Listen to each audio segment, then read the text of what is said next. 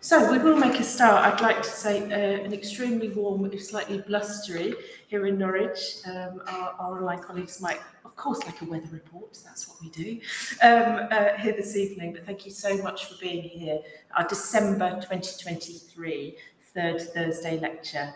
Enormous thanks to everybody who's organised this evening and to all of you for being here, both present here in the room, it's brilliant, even though I can hardly see you, I can see you before, and online. We do have, as we were just told a moment ago, about 350 registrants, which is incredible and just is testament to the popularity of these events. So thank you for joining us. This is our final lecture of 2023, and also the last working day. Actually, that working day probably ended about an hour ago, but here we are. Not for these guys, they're still working, as always. The last working day here at the University of East Anglia, where you're joining us here today, whether online or in person. My name is Professor Sarah Barrow. I'm Pro-Vice-Chancellor for the Arts and Humanities at UEA and Interim Chair of the Sainsbury Institute's Management Board. Great pleasure to have been involved with SISJAC, as we also like to know you, in true acronym form for the past few years. It's an absolute wonder to get to know and to accompany you in some ways on your work. I'm delighted to welcome you all to this hybrid edition of the lecture series. Thank you to everyone who's made the journey to campus, given how close we now are to Christmas. Very much hope you'll be able to join us for a mince pie, possibly a little bit of wine, and definitely some sake afterwards. It's my great pleasure to welcome our speaker this evening, Dr. John T. Carpenter, the Mary Griggs Burke Curator of Japanese Art at the Metropolitan Museum of Art, for his talk, Nihonga, Restyling the Past and Present in Modern Japanese Painting. We're delighted that John has made the very long journey, so I don't think any of us can kind of moan about journeys, a very long journey over from the US to join us here in Norwich tonight. John is a particularly suitable choice for tonight's talk. Next year, 2024, will mark the 25th anniversary of the founding of the Sainsbury Institute. So exciting. And John served as the head of the London office of the Institute from its inception in 1999, alongside teaching the history of Japanese art, I understand, at SOAS until 2011. He's published widely on Japanese art, especially in the areas of calligraphy, painting, and woodblock prints, and was editor of Hokusai and His Age, Ukiyo-e Painting, Printmaking, and book illustration in Late Edo Japan in 2005, and Reading Surimono, the interplay of text and image in Japanese prints, in 2008. He's overseen numerous exhibitions and accompanying catalogues since joining the Met in 2011, including Designing Nature, the Rinpa Aesthetic in Japanese Art in 2012, The Poetry of Nature, Edo Paintings from the Fishbein-Bender Collection in 2018, and The Tale of Genji, a Japanese Classic Illuminated in 2019. Highly productive. He's currently working on yet another exhibition and catalogue for autumn 2024, entitled The Three Perfections, Japanese Painting and Calligraphy from the Mary and Chini Cowles Collection. And we really look forward to hearing more about this over the coming year. Before we begin, the Sainsbury Institute and absolutely the University of East Anglia would like to give our greatest thanks to the Gatsby Charitable Foundation, the Great Britain Sasakawa Foundation, and Yakult UK for supporting this lecture series and SISJAC, the university more widely, and to all of our audience, without whom we wouldn't be bothering with any of this, let's face it, both online and in person, for your continued support, enthusiasm, engagement, and your expertise in many different ways. So it gives me great pleasure now to hand over to Professor Simon Kainer, our chair for this evening. Thank you very much for being here.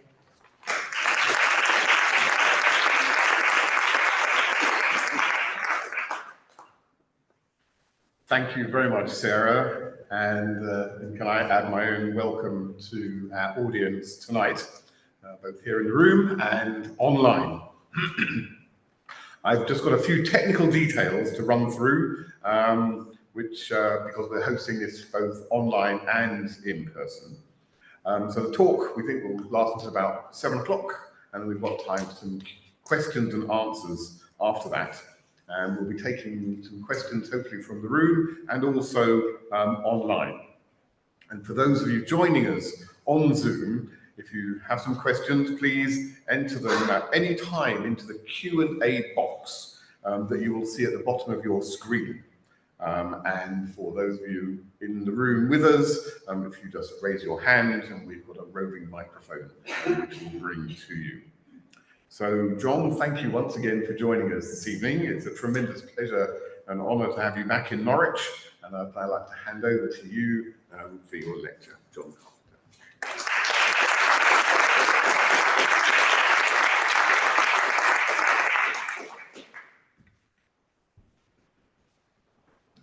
Thank you very much, Sarah. Thank you, Simon. And good evening to everyone. It's delightful to be back at the Sainsbury Institute. I see a number of familiar faces here in the audience. Some I remember from 20 years ago. And it's just wonderful that the Third Thursday lecture series has continued all these years. For tonight's lecture, I wanted to talk about a subject I've never spoken on before for the Sainsbury Institute, because it's a new area of discovery for me. It's a new area of collecting, a new area of collection building for the Metropolitan Museum. It's an area that 150 years ago, when the Met was founded, we weren't collecting contemporary Japanese art. Even in the 1970s, when the Japanese galleries were established, in 1986, when they were finished, the Met still wasn't collecting modern Japanese art. And even 20 years ago, when there are opportunities to acquire collections in Japan, we were still focused on pre-modern Japanese art. And so in the last several years, I've been trying to acquire a few works for the Met's collection, and tonight's lecture will introduce some of these works. Nihonga just means Japanese painting or Japanese style painting. It uses the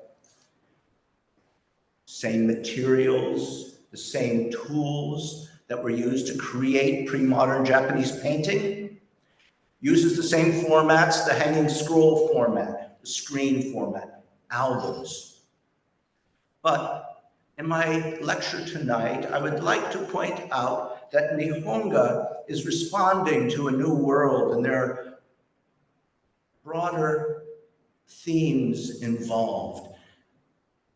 Keeping in mind that Nihonga was really a movement that arose in response to Western style painting, yoga, that was so dominant in the art scene as Japan was modernizing, and as you all know, modernizing in a rapid fashion. And some people felt that traditional Japanese art was going to be forgotten.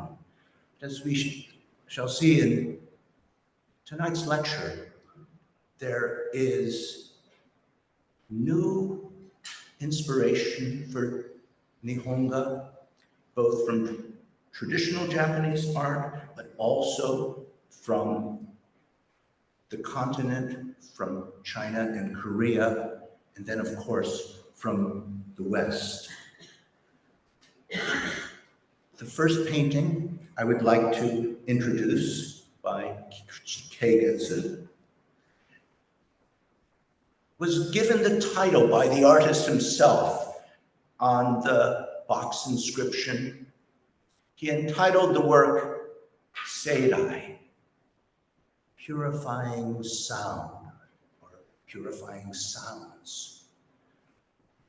Well, this work is referring to an expression from classical East Asian literature, Chinese and Japanese poetry. You often have the term referring to the soughing of the wind through trees, especially pine trees. And it often served as a metaphor to express statements of political dissent. And I think everyone will agree in this present day, when there's such frenzied and polarized political discourse, purifying sounds will be very welcome. The next painting by Kainoshō, Mongolian Horse Riders, is more overtly showing a Chinese theme. 5 female horse riders against a vast expanse of gold without any indication of the plains. They represent Nihonga's fascination with new themes drawn from the greater Asia, through exchanges with China and Korea. The Mongol horses that are described here are the very same species that Genghis Khan would have used in his equestrian battles of stocky build, short but strong legs, large heads with long manes. But beyond the superficial appearances of the depictions here of what seems to be a variation on Taisho paintings of beauties, you can see how Nihonga artists of the early 20th century were looking for unexpected foreign subject matter for their paintings, whether inspired by the West, the greater Asia, and underlying this bright and vibrant surface of the painting were the geopolitical realities of the day taking place in Asia. Japan had been, of course, seeking to gain territory in northern China, especially the prized territory of Manchuria, bordered by inner and outer Mongolia. Russia had conceded these territories along with commercial concessions to Japan at the end of the Russo-Japanese War of 1904-1905. And then Japanese influence extended into outer Manchuria in the wake of the Russian Revolution of 1917, exactly when this painting was being created. And even though we have no record that Kainoshō had traveled to China, he, like many Nihonga artists of the day, had a deep interest in these foreign events and brought them in to his Nihonga painting. Now, when we look at Nihonga, and I'm talking about Chinese inspiration, here we have a case. First glance, everyone sees, well, these are obviously Japanese women, various social statuses, various walks of life, an oiran in the middle. You can tell by the gorgeous hairpins and the wonderful robes. There are wives of samurai in the background. There's a geisha in the foreground, the attendants to the oiran, to the high-ranking courtesan in the foreground here. We have various types of Japanese women represented. They would have been common to see in pre-modern Japanese painting. But what is happening here? Now, if I mention to some people in the audience that there are exactly 7 women, and they are in a bamboo grove, it might trigger associations with the age-old painting theme of the 7 sages of the bamboo grove. And this theme replicated in so many different ways through the centuries by Japanese artists. Here we have on the left painting by medieval ink painter Sesson. These are sages who secluded themselves to a bamboo grove outside the capital in China during the turbulent years of the early Western Jin dynasty, the 3rd, early 4th century. And so this is a kind of parody of that original theme. And remember that ukiyo-e artists also played with this type of thing of creating types of mitate, of replacing male Chinese sages with female women of the demi-monde, taking very elite figures and transforming them into women who were at the lower end of the social caste system.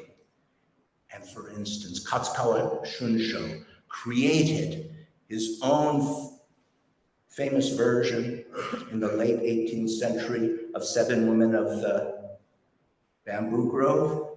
And we believe that Watanabe Seitei also created this kind of work in response to seeing Shunsho's ukiyo-e. Now, when you look at this next painting, and I told you the first section of my talk will be on Chinese influences. You say, what does this have to do with China? Well, in fact, we have here a painting by Kaburaki Kiyokata. It shows a woman lounging on a lacquered armrest, languorously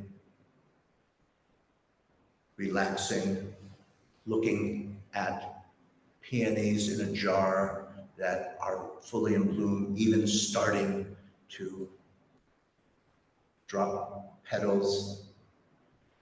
And then she is being taken care of by a young girl attendant who is scenting her hair. So those of you familiar with traditional Japanese painting realize that this is a rather unusual image to project a modern woman. And what's happening here is it's a custom of scenting one's hair with incense. It's a custom that had fallen out of favor by the 18th century, even earlier. It's an archaic fashion. And when the critics saw this work at a public exhibition in 1922, they said that the artist seems to have created an image from the Hikone Byobu, a genre scene of the pleasure quarters created in the early 17th century, and just replaced the faces with those of modern female figures. And even the hairstyle of the young girl attendant is early 17th century hairstyle. So something complex is happening. What is the artist trying to create in this image of gorgeous decadence and anachronism? Well, a lot more is going on. I was originally drawn to this work when I saw it at a dealer's gallery in Tokyo. And I said, you know, the nagajuban, the under kimono, it has a sensuous, sultry, even erotic form to it. And this is Kaburaki Kiyokata, is famous for his pictures of demure beauties. And this is so unusual in the corpus of Kiyokata. And it's even unusual in the corpus of Nihonga. And so I wanted to get this work. And then for the Chinese specialists in the room, you'll look at the title, The Scent of Scarlet Flowers, Shukafumpo in Japanese. You might be scratching your head a bit. And if you are a specialist in Japanese painting, you'll realize that Kiyokata never used titles like this on his paintings. They were always referring to Japanese genre scenes. Well, I still wanted to get the painting, even though I didn't know what the title meant. And then I came back and I started searching.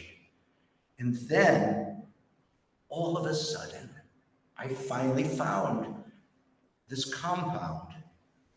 And it was used in a Chinese poem by Genji of the 6th century.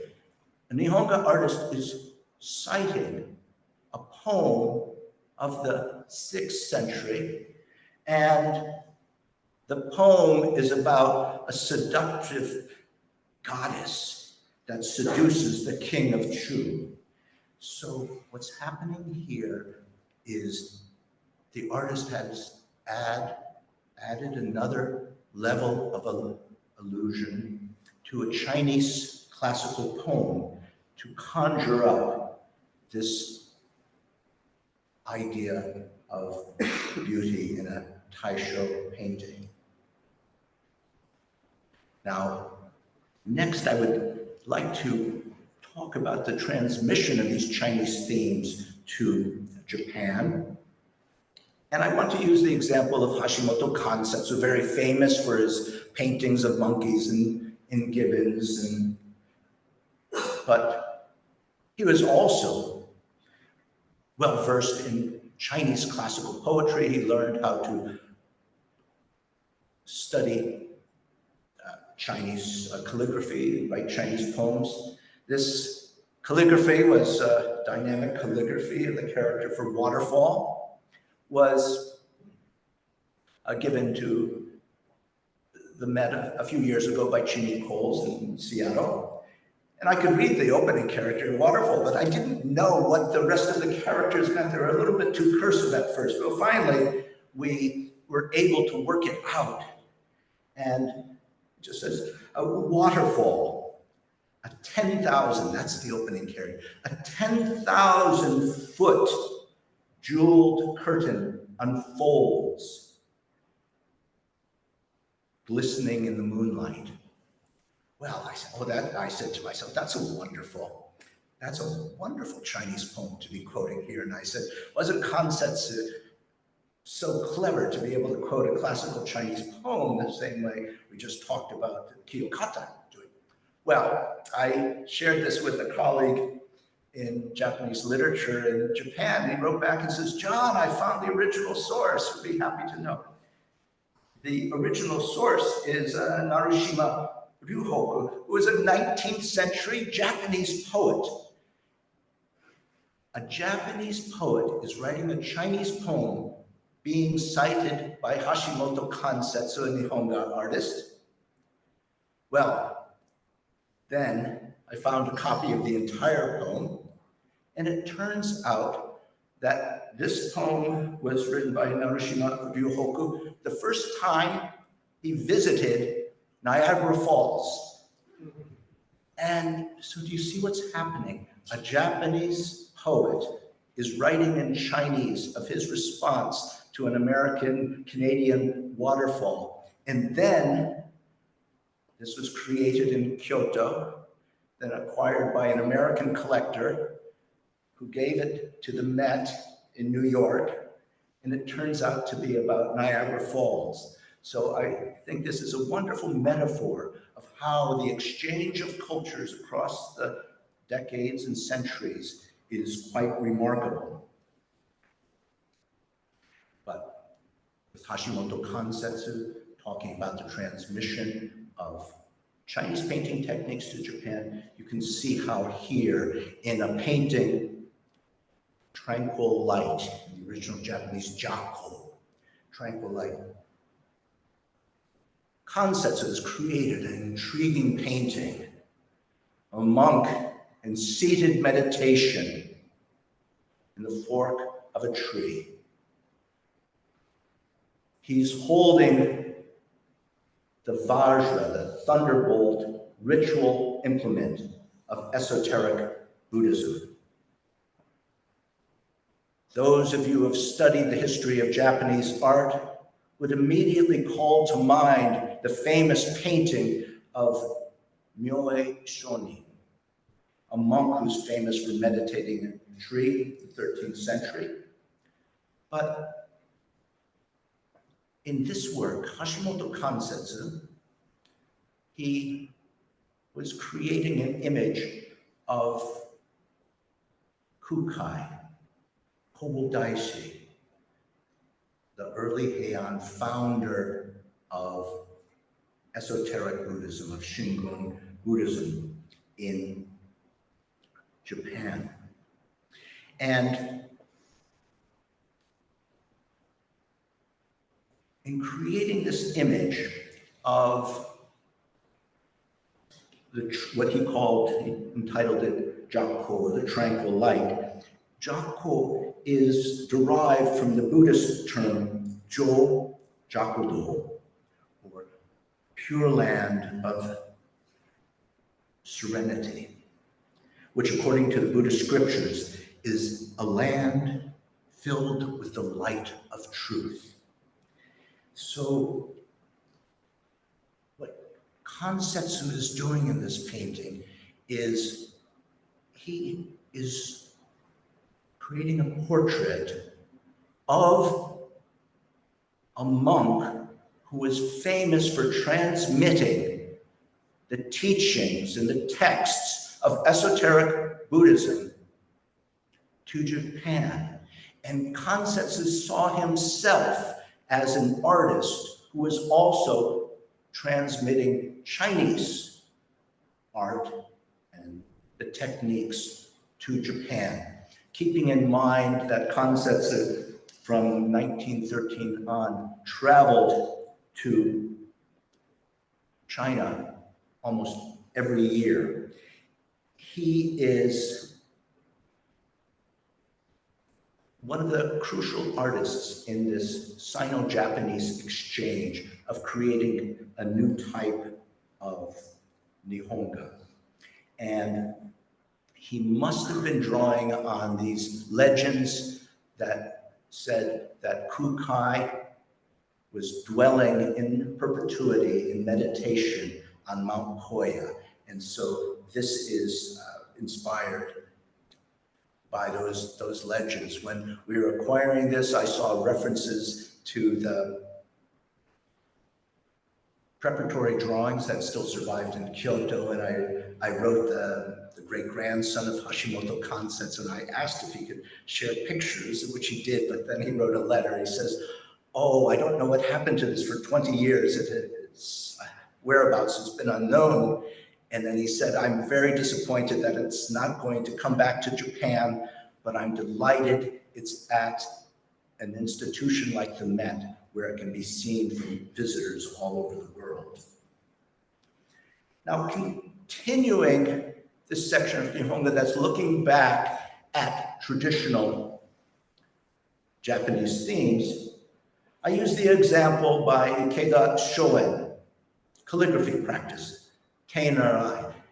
Well, we see a young woman, unmarried woman with long sleeve kimono, teaching probably her younger brother how to write calligraphy. She inscribes, or he inscribes, the Iroha, the foundational poem that includes all the syllables of kana, of the Japanese syllabary, and coincidentally said to be written by Kukai or Kobodaishi. Well, I thought that this work by Ikeda Shoen was typical of Nihonga that captures the genre scene of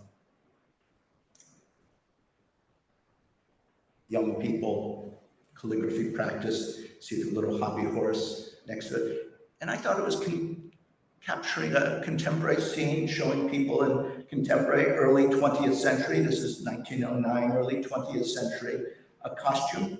And then I was delighted when a colleague from University of Chicago, Chelsea Foxwell, she says, John, remember when we looked at that Ikeda Shoen painting, I just saw a Suzuki Harunobu illustrated book of 1778 that has a very similar composition.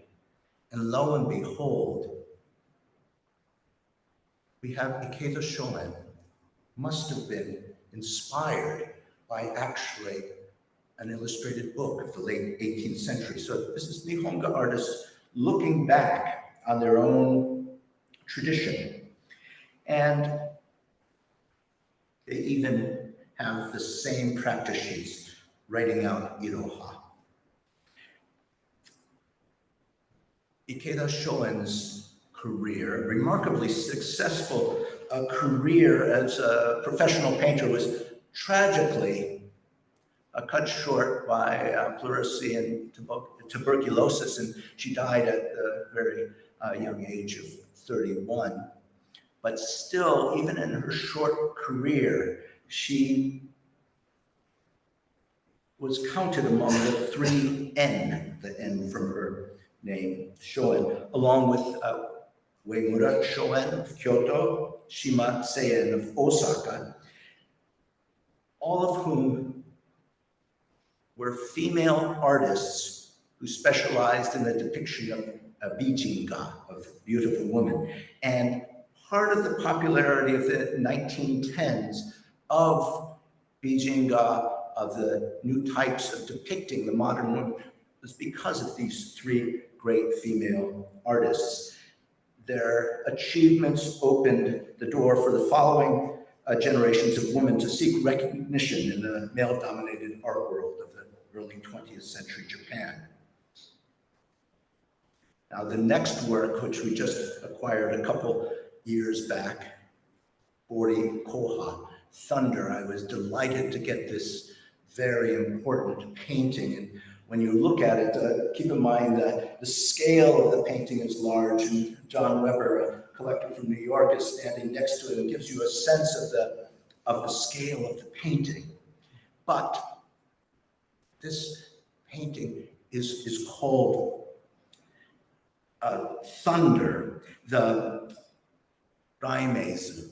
And what we have is a court lady of the Heian court, long tresses of hair, eyebrows shaved and then repainted on the forehead, blackened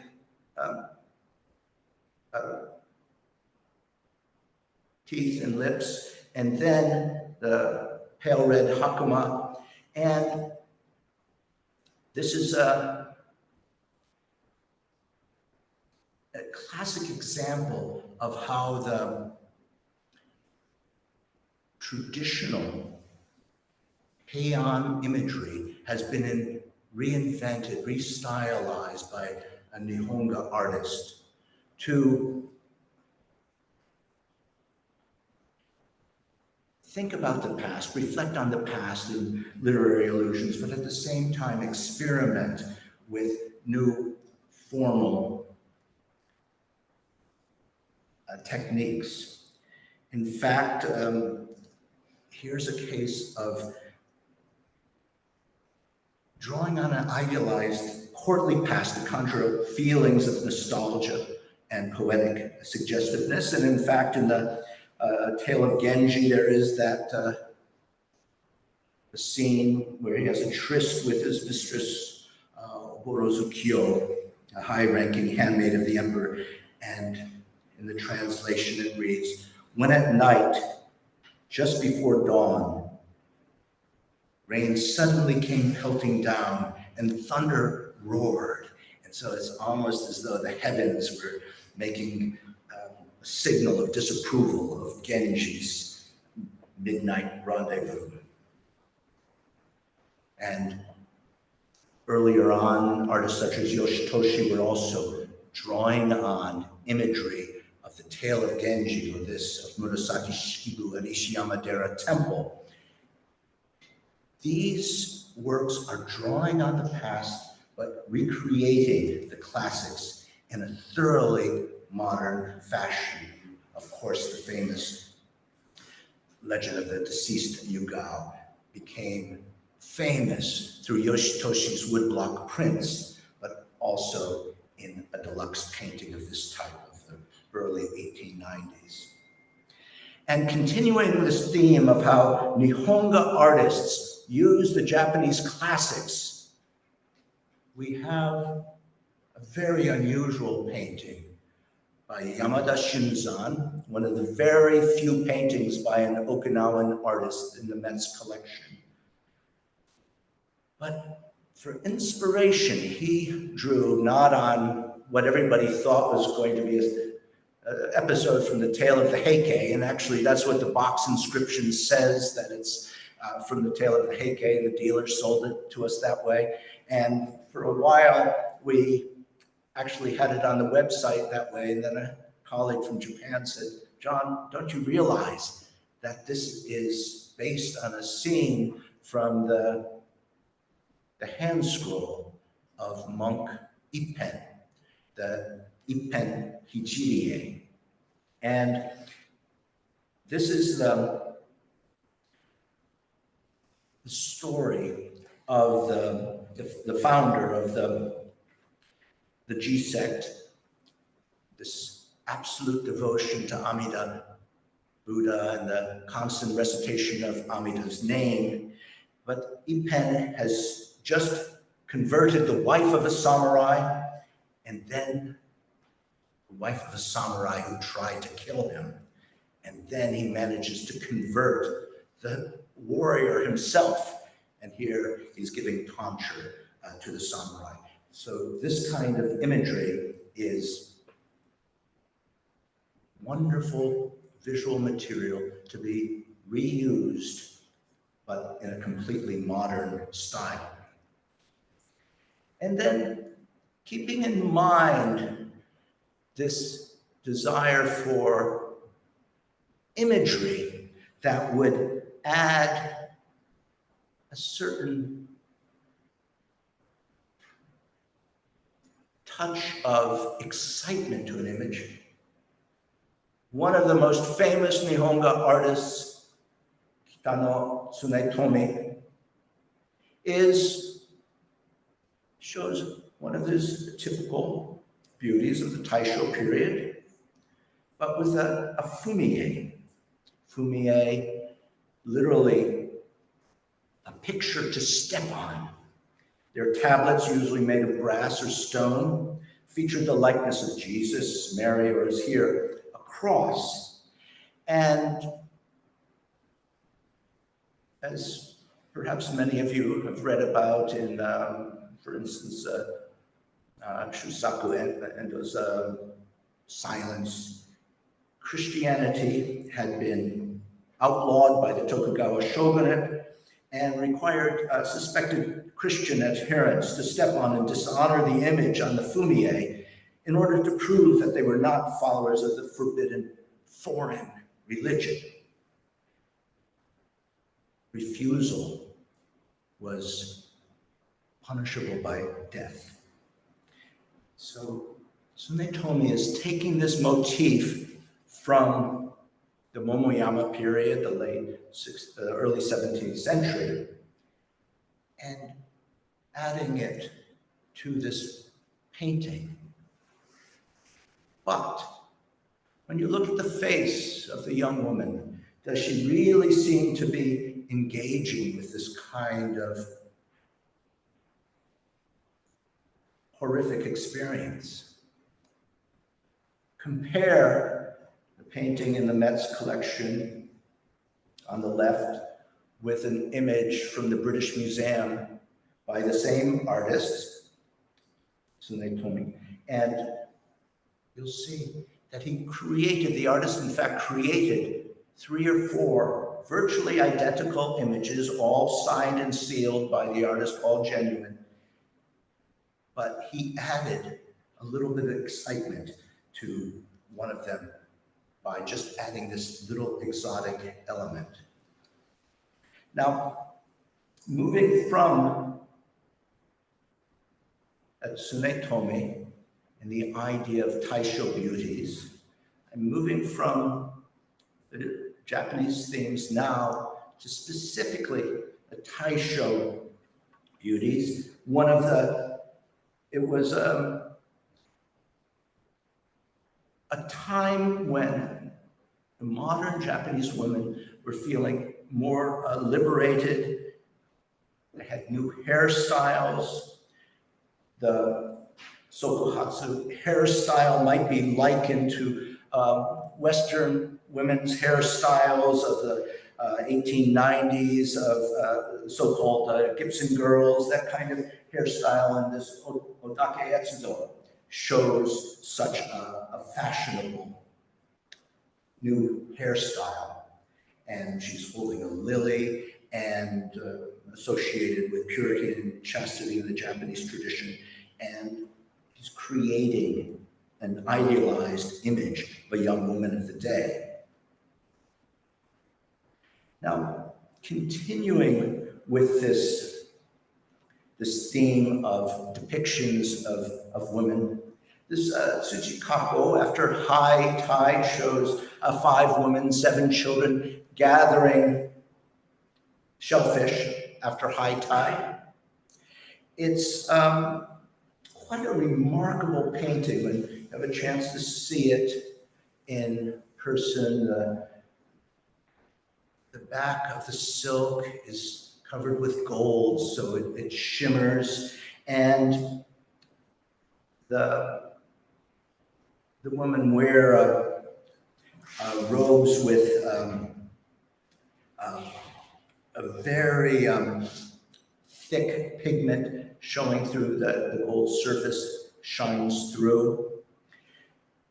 The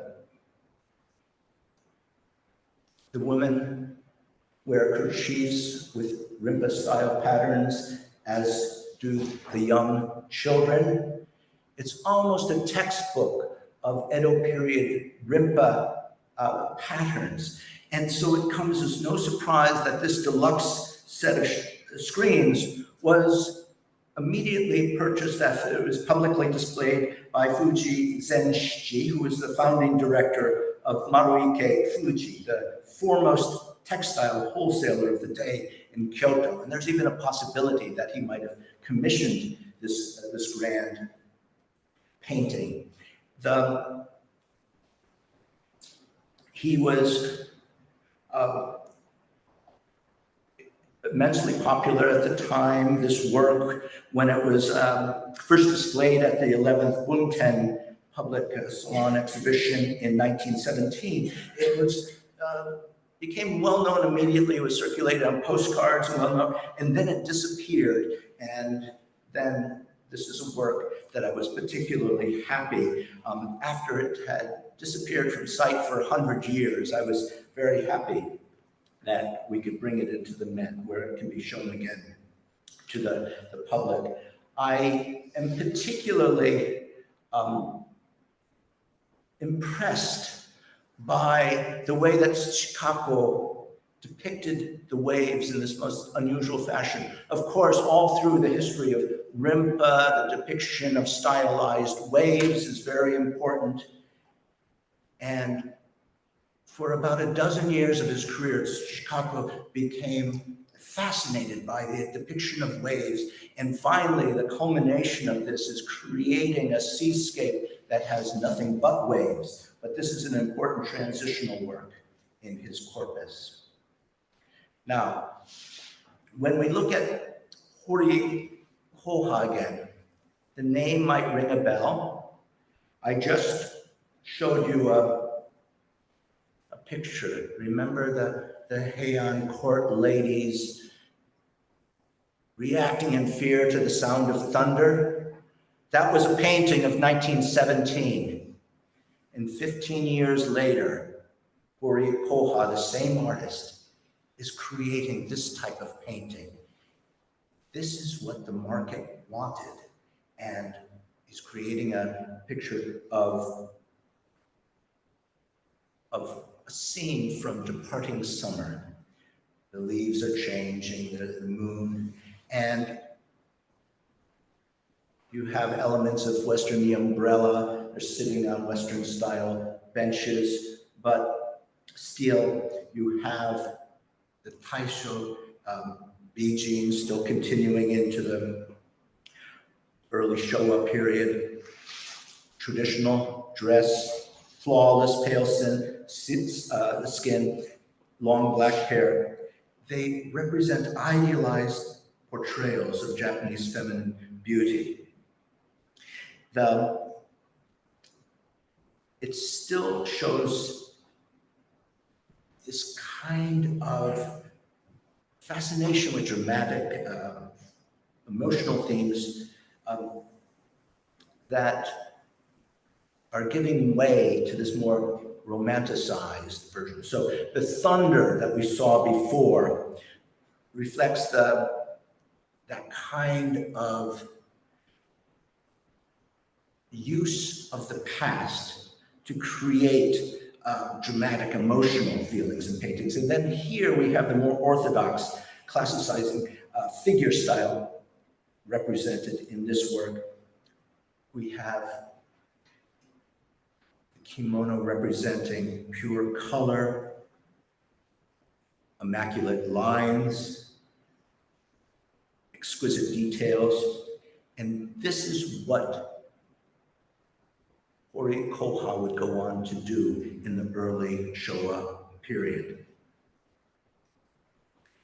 Now, those of you who followed exhibitions in Japan will know all about this work, which the Met acquired just a couple years ago. This just created a big sensation in Japan. Kainoshō Tadaoto. This work I was interested in acquiring. I had never studied in detail anything about the painter before. When this was introduced to me, a colleague from Kyoto told me it was now available, and I had to do a little bit of homework before deciding on it. This is a 2-panel screen, about 5 feet tall or so.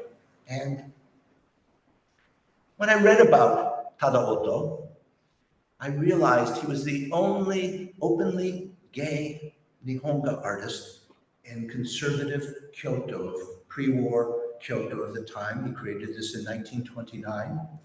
And I did more research on him, and I realized that he was famous at his time for cross-dressing and dressing in women's kimono. And actually, he often used himself as a model for his own paintings, and sometimes he would just switch out the painting of the face with one of his models, close friends, but the rest is created by him. So and the title, Primavera. Well, originally when we got it, the original Japanese is haru. And I said, oh, spring or springtime, that makes sense. And that's what we called it for a year or so. And then all of a sudden, a colleague from Japan, Misako Ota, said to me, says, John, don't you realize that Tadaoto was inspired by Botticelli's Primavera, and that's what all of the strands of flora and flowers are representing. And then I looked at these designs, and do you know what Tadaoto is using? He took designs from the shosui, these still survive fabric patterns. And so this is how Tadaoto is creating a totally new idea of feminine beauty in the early 20th century. Very provocative, and when there was a retrospective of Kainoshō Tadaoto's work at the National Museum of Modern Art, Kyoto last year, and then after that, the Tokyo Station Gallery, I was delighted that not only was the Met's painting the cover image for the catalog, they used it for posters everywhere. And at Tokyo Station Gallery, when millions of people every day going through Tokyo Station walked by, they saw a poster just as large as this screen at the opening of the gallery. And then every train on the Chuo line had a little poster hanging in each car with the Met's paintings. So I said, here's another case of it required the Met to acquire the painting for it to become more widely known in Japan. Now, the next section, just very briefly, I want to mention that another major theme for the Nihonga artists was a continuation of these Japanese themes, but also of ukiyo-e and the focus on entertainers. Tsunetomi, who's we've already seen introduced earlier here, is depicted a maiko. The maiko and geisha were popular subjects in modern Beijing paintings in the early 20th century.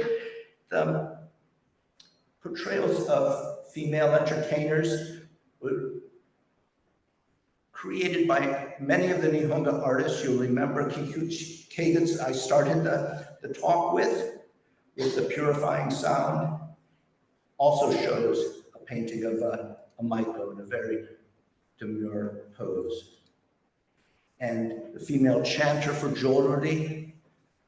And I just include this painting of this chanter to show how Nihonga, in contradistinction to ukiyo-e, often captures these very poignant, sometimes even sad moods of the entertainer. That's what also made me interested in this Kainoshō Tadaoto painting of elderly geisha, because there had been a fascination in ukiyo-e and in the Taisho beauties of the idealized young woman, but there's a certain poignancy to depictions of geisha, elderly geisha, serenely posed and elegantly attired, just enjoying a quiet moment, perhaps before they have to entertain guests later in the evening.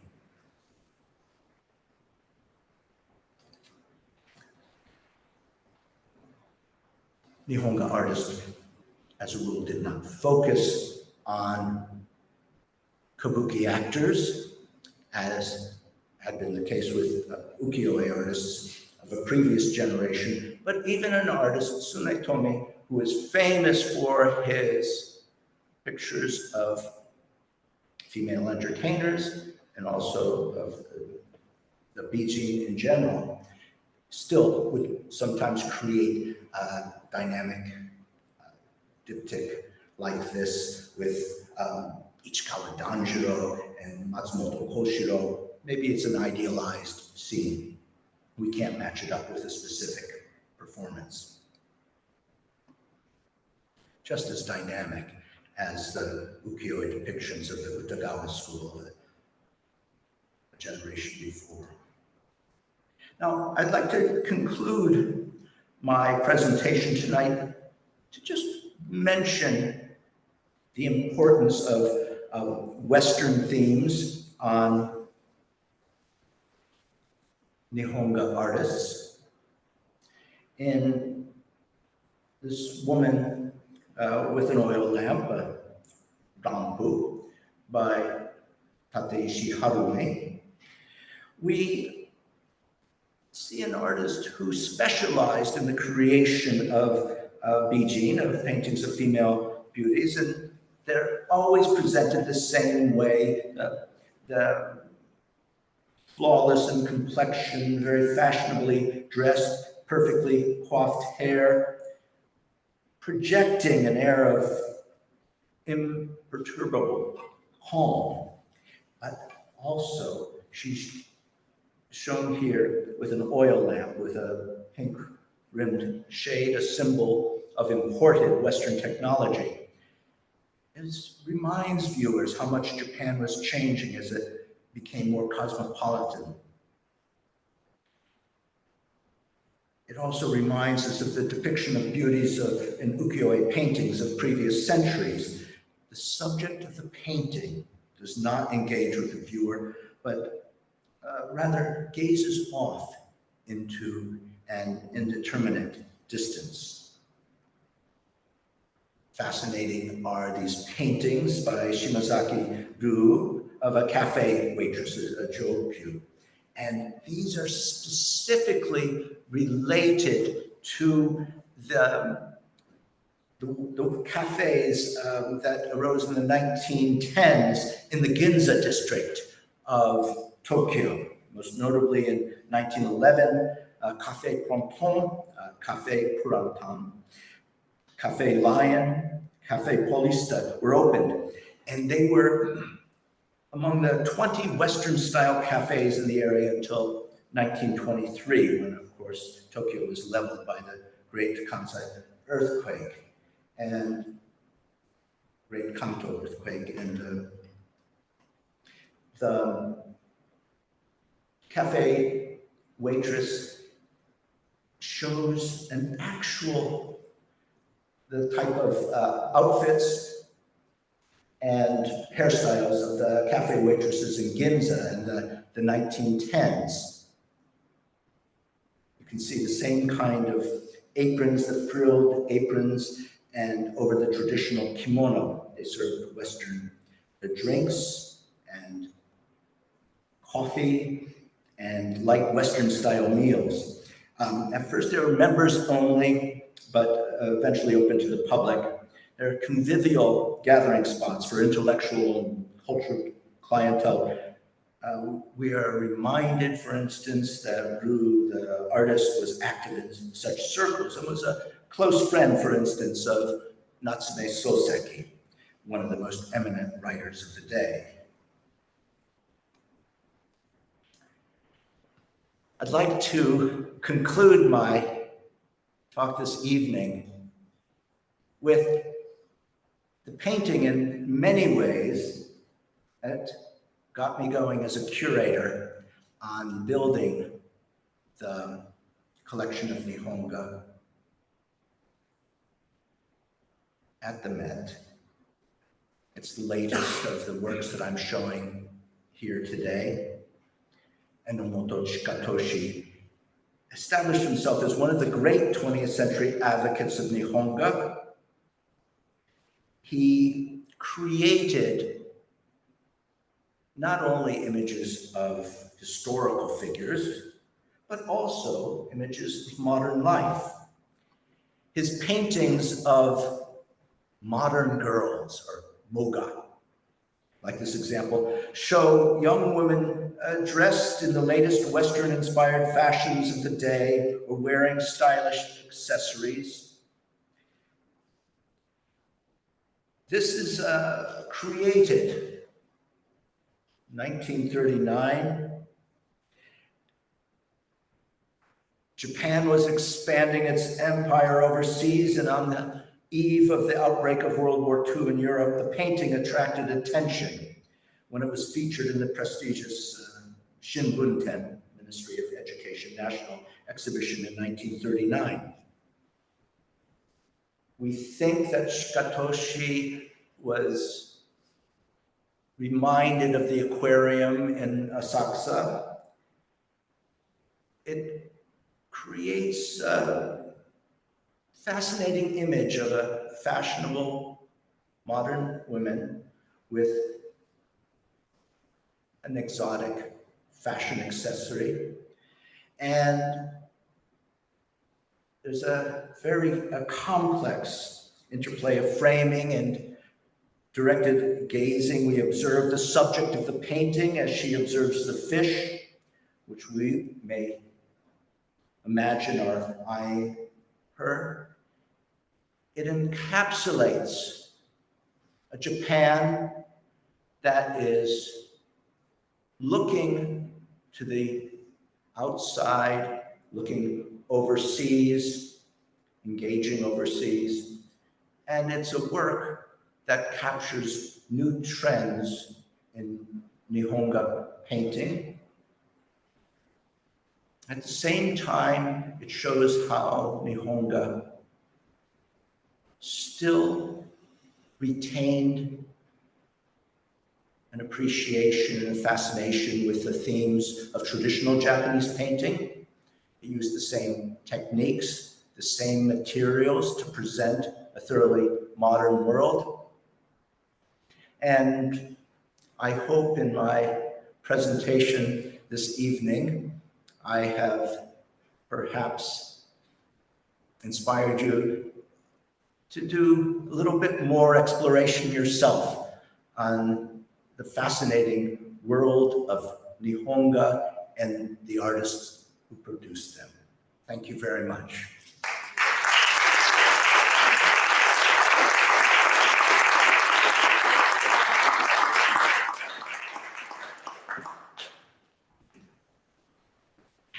John, thank you for that amazing early Christmas present for all of us here and all of our friends around the world. What a treat. An amazing visual series of revelations, I think, in terms of Nihonga. I very much hope that those of you who have been looking at this online are looking at it on nice big screens. We've been treated to an amazing array here in Lecture Theatre 1 at UEA, and we've been able to see all the wonderful colours, the textures, brought to life so wonderfully by you and that huge depth of knowledge that you bring to bear on this theme.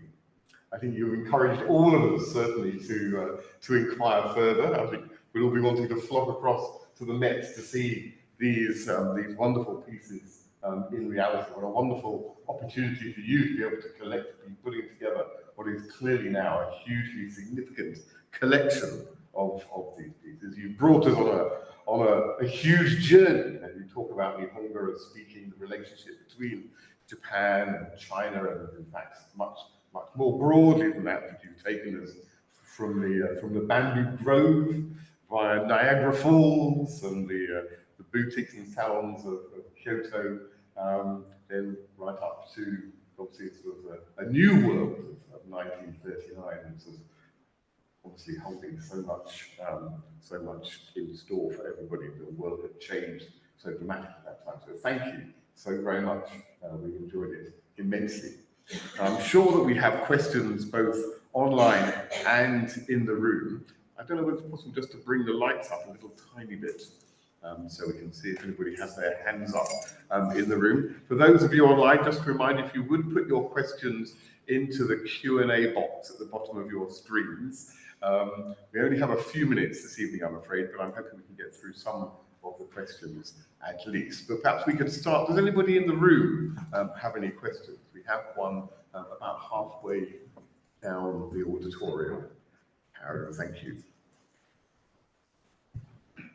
Hi, this is Yang. I'm really fascinated by your talk. And speaking of the 7 stages in the bamboo grove, when it's translated into Chinese, is 竹林七贤, which is my favorite painting. And I wonder, it's quite perplexing for me why Watanabe wants to replace with the 7 Japanese women, including geisha and other servants, because originally there were 7 stages. It's kind of elite in the society, and it's depicted. It's them enjoying themselves in the nature, and being also the alcohol, and the quite sarcastic about the people, the politician in power in that time. So I just curious, what's kind of intention why what Watanabe wants to replace with 7 movements. Thank you. Thank you for the excellent question. Watanabe Seitei is actually creating a work that belongs to a long tradition of this kind of parody, the use of parody in Japanese art. The school that was most famous for this is the Ukiyo-e. And there are many books that I can recommend after the lecture. I can recommend, for instance, Alfred Haft wrote an entire book on the subject of mitate-e, or yatsushi, whereas that's the process I was talking about, where ukiyo-e artists, they had a good sense of humor, and they were representing the lower echelon of society, the demimon, the women of the demimon of Yoshiwara or the Shimabara district in Kyoto. So what you had is they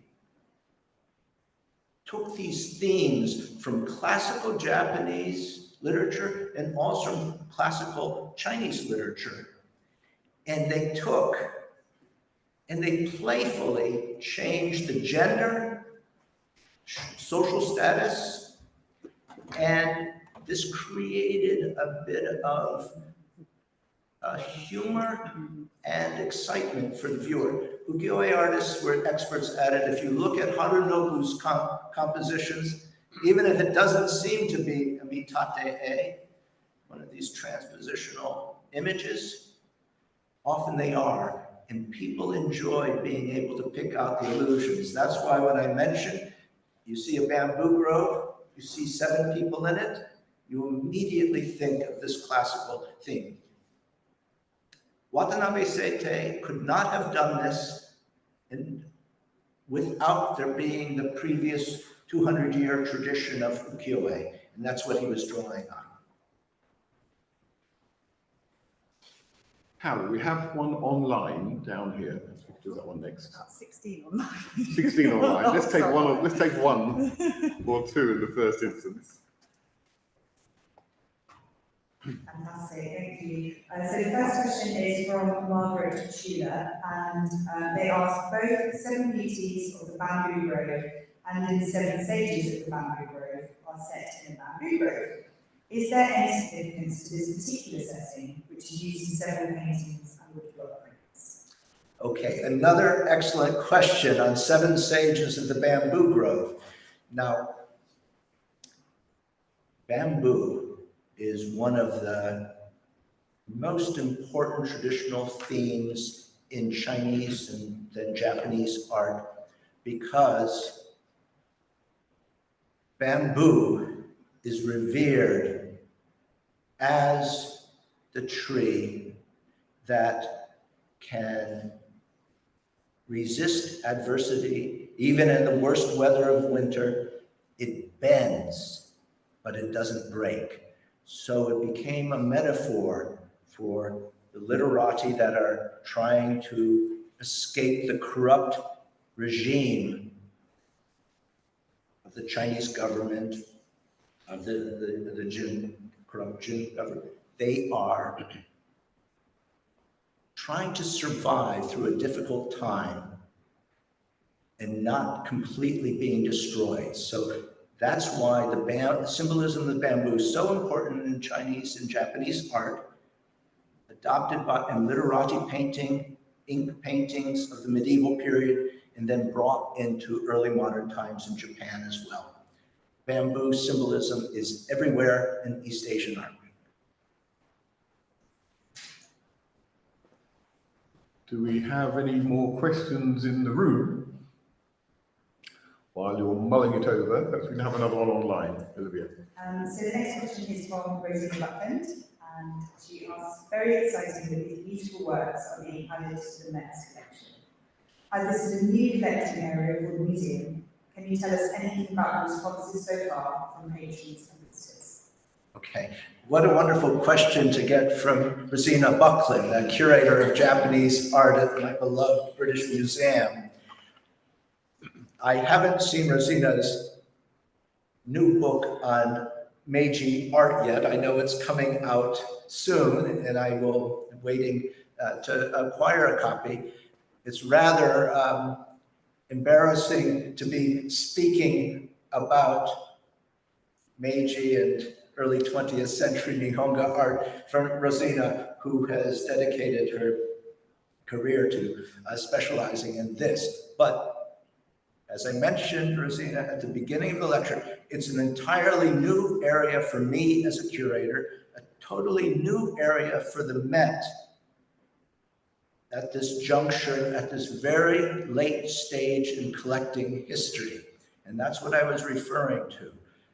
But, and I feel very confident about this point, is Nihonga should be studied as an important part of Japanese art history. In museums like the British Museum, the Metropolitan Museum, we have a responsibility to have such works in our collection.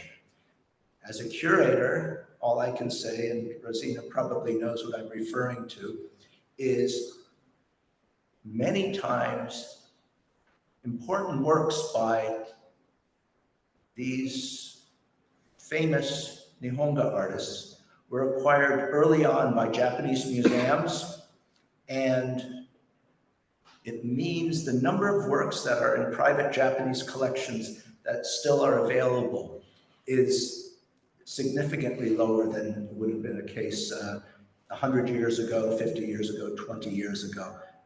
But there's still opportunities. Now, speaking as a specialist curator, this is something everyone in the room can perhaps understand completely.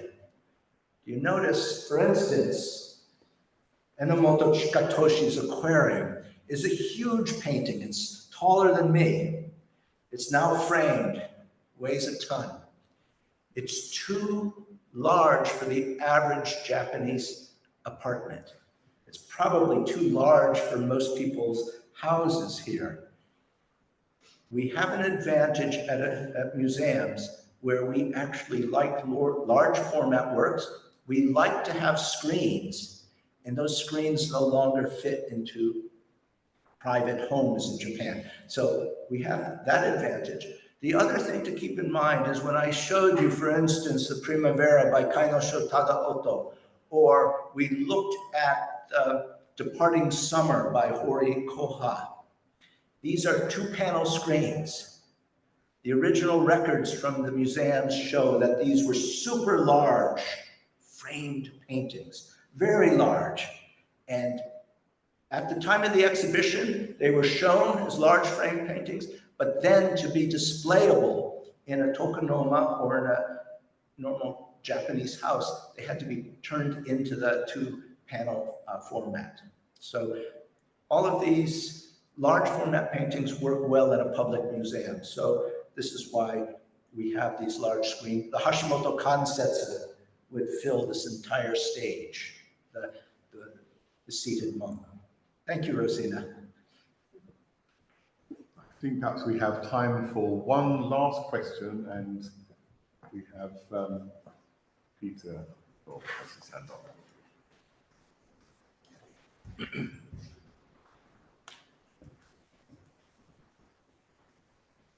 Thank you very much for that lecture. I was wondering whether the closing date is a pregnant one, as it were, because it's on the verge of the Second World War. Was there a reaction against these Western influence styles of painting in the context of the war? Well, to answer the question more broadly, first of all, Nihonga painters continued. Some artists were enlisted to create propaganda painting. Other painters did move to decidedly more nationalistic themes. Other artists resisted and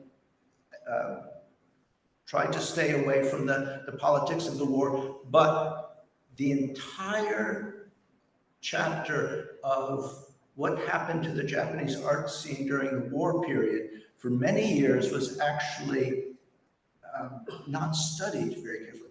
What's remarkable in the last 5 or 10 years are the excellent studies both in the West and in Japan about art during the war years.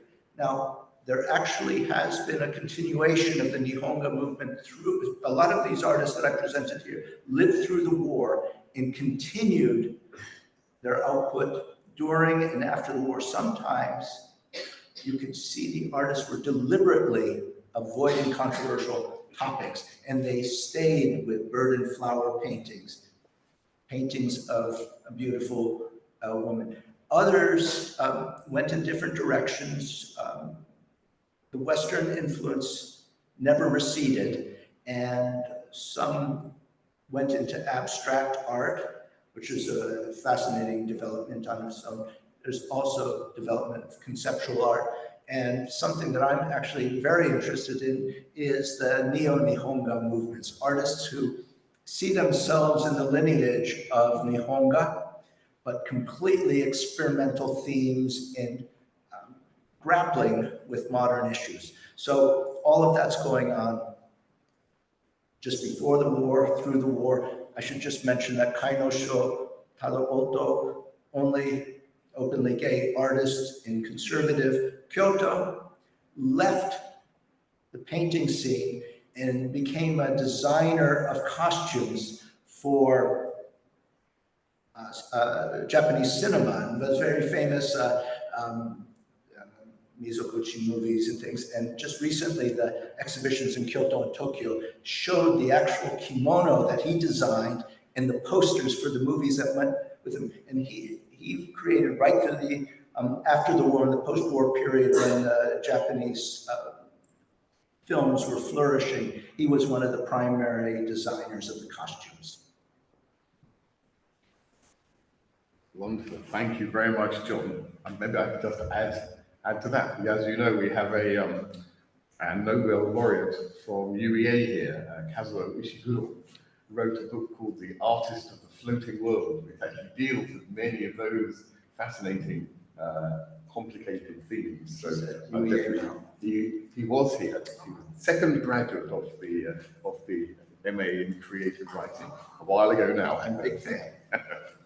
Lovely. Thank you very much, and thank you for answering our questions. Sorry, I can get myself in the right picture here. Thank you very much indeed for answering all those questions. I know we have many more questions, especially online, and perhaps what we'll be able to do is forward those on to John. So at least you'll know what people have been asking, and if there's anything in there to your interest, you can go back, and in just a few minutes we're going to invite our audience here to join us for some refreshments, and there'll be an opportunity for some more discussions there. So thank you very much indeed. Just before I let us all go, however, to some refreshments, some of this is directed particularly at our online audience, but you may well receive a link to a feedback form in a follow-up email from Zoom tomorrow. I'm sure you won't have anything better to do the Friday before Christmas, but we'll be very, very grateful for any feedback that you can provide. Your comments are invaluable in helping us continue to improve our lecture series. This obviously is the last talk of 2023. We're back on the 18th of January with Dr. Jonathan Zwicker, the Associate Professor of Japanese Literature at the University of California, Berkeley, who will be speaking on Kabuki's 19th century stage and print in early modern Edo. So that will follow on very nicely, I think, from some of the themes that we've been talking about this evening.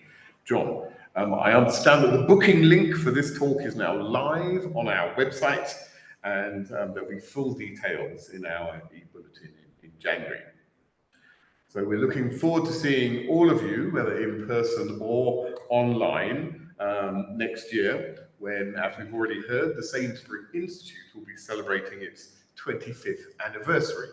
Now, my librarian, Hirano Akira, the librarian of the Lisa Sainsbury Library, has reminded me of something which I had intended to mention at the outset. We have two pop-up posters at the front with our wonderful logo for the Sainsbury Institute. And we had a little conversation about whether that needed a refresh for the 25th anniversary. And we all decided unanimously that we love the logo so much, we have no intention of changing it. Particularly wonderful because we have the master calligrapher with us this evening, who was responsible for generating it for us all those years ago. So thank you, John, for that as well. We're going to be putting out details of a program of some special events for our 25th anniversary year next year. There'll be some details in the January edition of our e-bulletin. We're calling our program Japan in Norwich. As I say, there'll be all sorts of interesting things happening there, and we very much hope that as many of you as possible will be able to come and join us there. I want to take this opportunity as we wrap up the year to thank our professional colleagues at the Sainsbury Institute who work so very hard to bring all of our programs to life.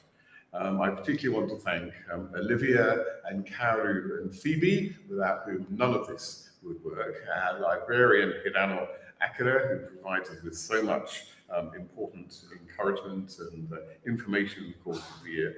And I particularly want to thank Dr. Ryoko Matsuba, our lecturer in Japanese digital arts, who has responsibility these days for providing such a fascinating program for our third Thursday talks. So a huge thank you to all those. I know you want to join me in thanking them as well as our speaker.